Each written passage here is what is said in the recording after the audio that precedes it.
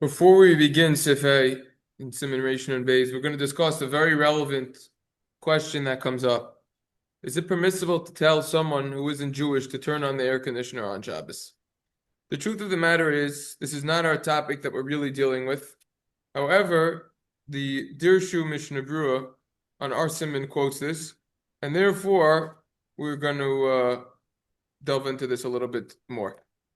At the end of footnote 16 in this Siman, they quote from Moshe Feinstein in the Shabbos Tshuva Sigros Moshe Yordei Chelik Gimel Siman Mem Zayin O space, who says that it's prohibited. However, at the end of that footnote, they say, look later on in Siman Reish Ayin Vav,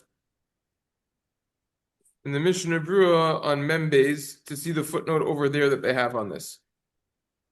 If you look that footnote up in Membeis, they actually relate that this is subject to a machlokus. This is an argument.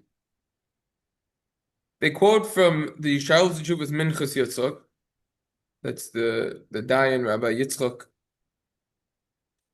And what? Yeah, right. And the Shabbos Tshuva's Minchas Yitzchak Chelik Gimel Siman Chav Gimel says that it's permissible. You could tell someone who isn't Jewish to turn on the air for you on Shabbos. Based on a Taisvus in Baba Basra on Kuf Mem Dal and Amid Beis, Dibur Maskul Chutz, where he quotes the Yerushalmi over there. And the Yerushalmi says that a person has to daven more to be saved from heat than the cold. Very relevant this time of year, the heat of the summer, right? In the middle of the summer. Right. And therefore, that's what the Yerushalmi comes along and says. So based on that, comes the Minchas Yitzchak and says you're allowed to tell him to turn it on.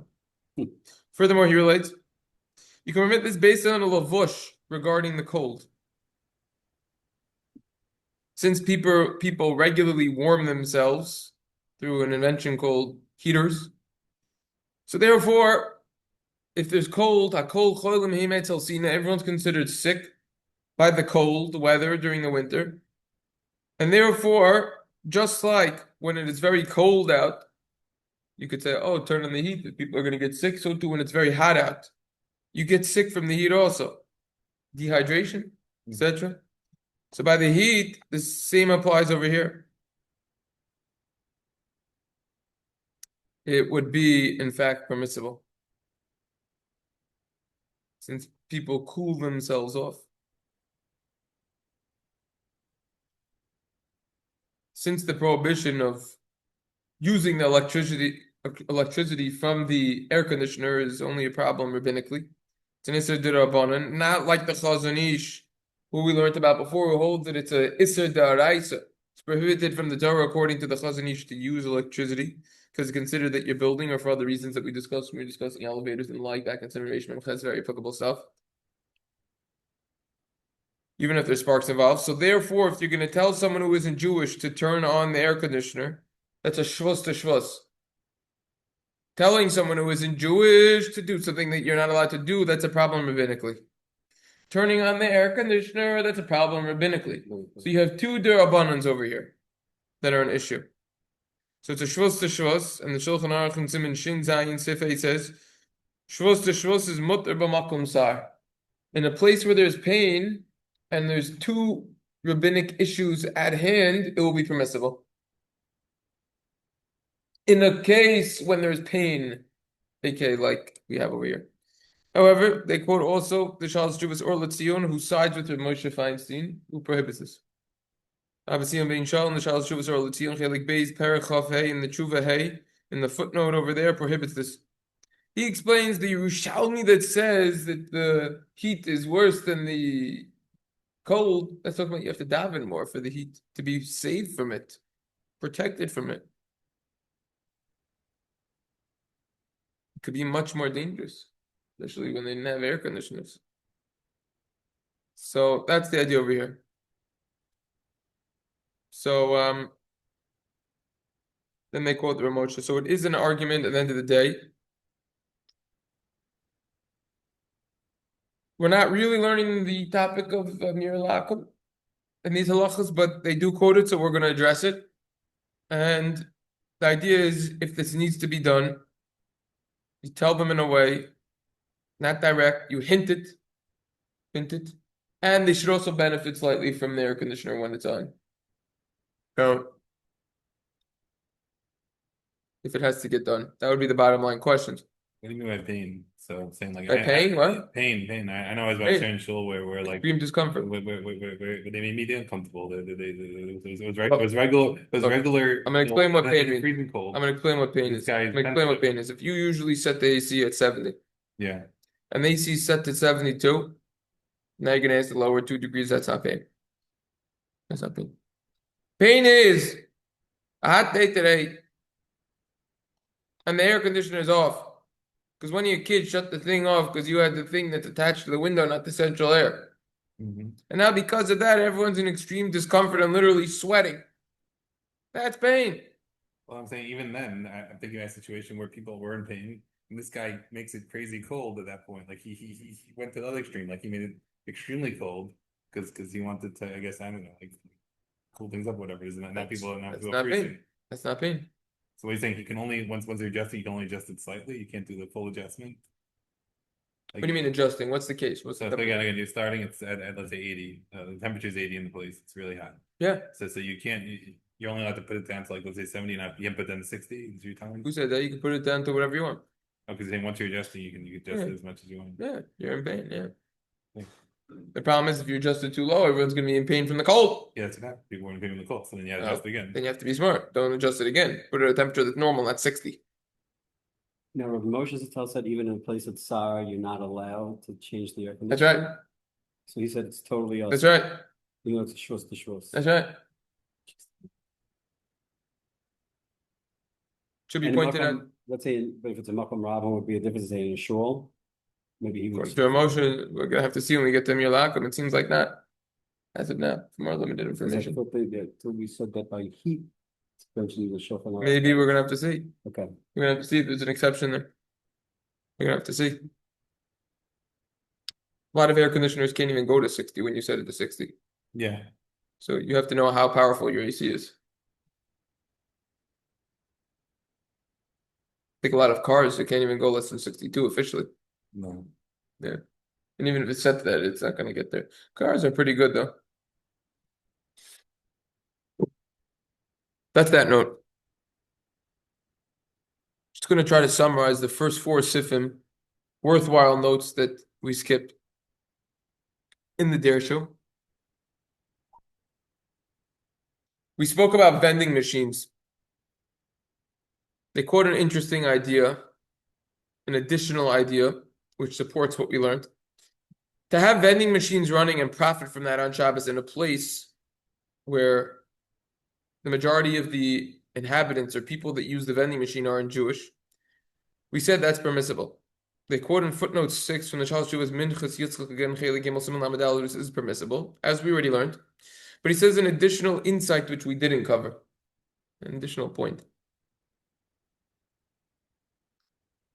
You should have in mind that the money that was put in the machine, whether it's bills, coins, or if it was all done credit card, that you don't acquire that money until after Shabbos. Even though it's in your machine, you say, I don't really own it until Motzei Shabbos. Well, it's not idea that the money's in your account. What's the difference between if the money's in the machine and you didn't pick it up yet versus if it's injected into your Chase account? There's no.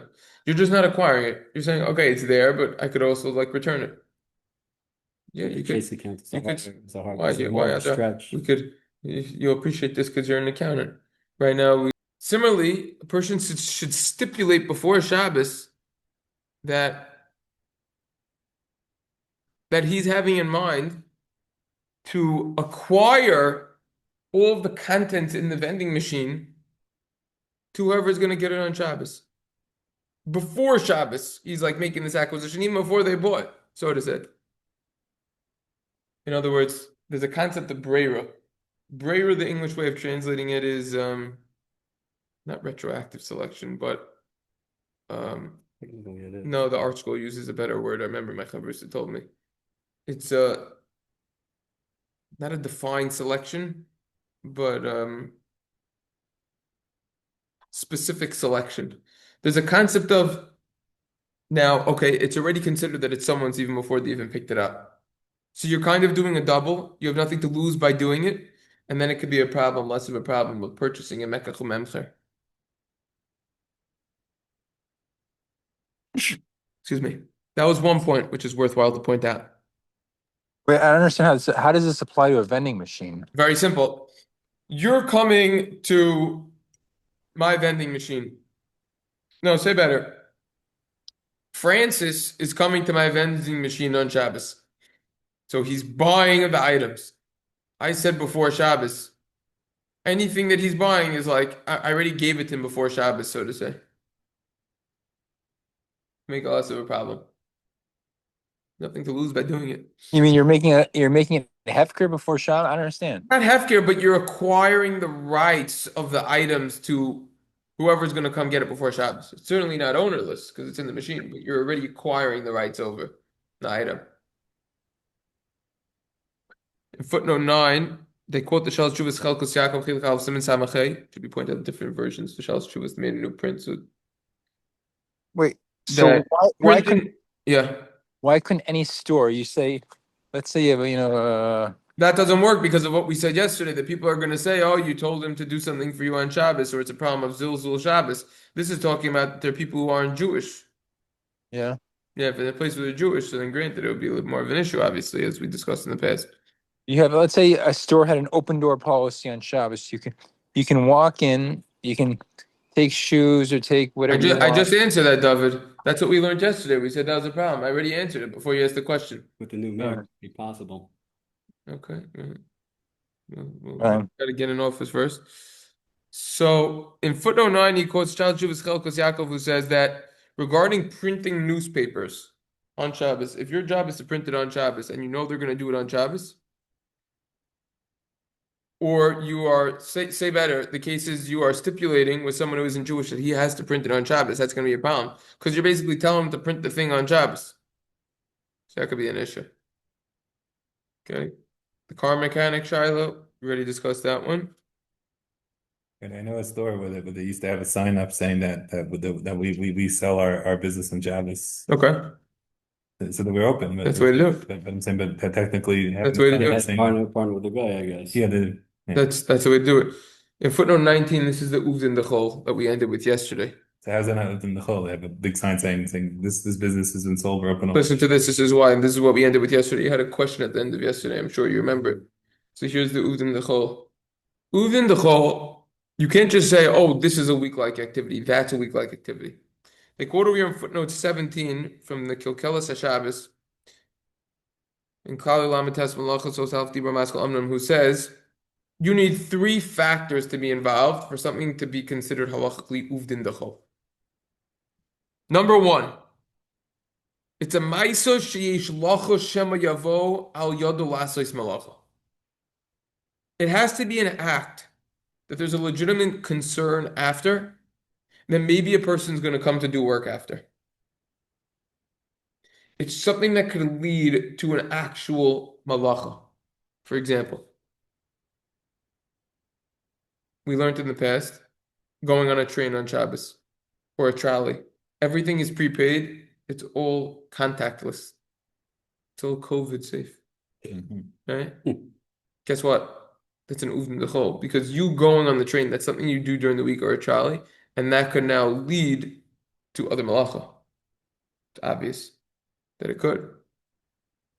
Explanation 2. What could it lead to? You go on a free trolley, like you were mentioning, saying free trolley. It could lead to. Oh, you forget that it's having a more relaxed trip. We're gonna learn. Rest down. We're gonna learn on Sif A. The next Sif is the longest Sif of the Siman, and there's a tremendous amount of applicable halacha l'maisa in there. Tremendous amount. We're gonna learn about if you have a feature on your phone that only an alarm clock will go off. That's it. Nothing else. Everything else is shut off. You won't get notifications for anything else. Only alarm clock will go off. Right, airplane mode they call it. So that technically speaking would not be muktzah. Would not be Yeah. muktzah. If it's a clock and you could see the time and it's just an alarm clock, So what's the difference between that and a watch on your hand? So it's not even a watch, it's just an alarm clock. However, Yeah, we're gonna learn when a person wakes up in the morning, they shouldn't keep their phone next to them right, because he's gonna be half asleep, turn it off. and then he's not gonna realize he's gonna turn the thing off to snooze it because he's gonna be so used to it. Same thing when the guy's going on the trolley or something else. That's gonna be a problem now. That could already.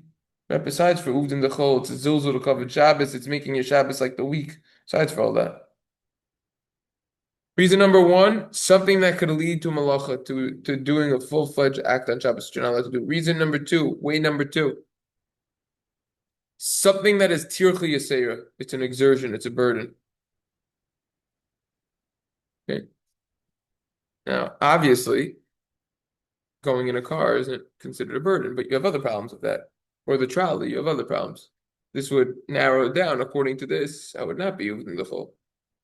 It wouldn't really be a burden. So, explanation number three, something that is similar to one of the other 39 prohibited acts that you're not allowed to do in Shabbos, 39 malachas. So those are a few of the ways of Uvdin L'chol. Let's just remind ourselves. This is going on what we learned yesterday in Lamed Aleph on the Mishnah Berurah, this note. It's talking about, could you pick something up from a store if it was done on Shabbos and you already paid for it? Could you pick something up from the store? So the Ramah said that you can't. This is what we learned about yesterday. And then the Mishnah Berurah at the end of Lamed Aleph quoted Magen Avraham, it's possible even if he's going to bring it to your house. If he's going to bring the item to your house, you'll say it's permissible. I didn't go to the store. No, Uvdin the Chol. Explanation, these three explanations. That's the Uvdin the Chol. Any other questions, comments on this? Going back to I know it's a little off topic, the alarm clock, Yeah. it only goes off for like 5 seconds or 2 seconds. I guess that would also be something that's good. Yes, we're going to be learning about that more. Okay. You might even need to be careful with that. That's going to be Sif A. Sif Hey, what we're going to tackle on tomorrow is going to be incredibly applicable.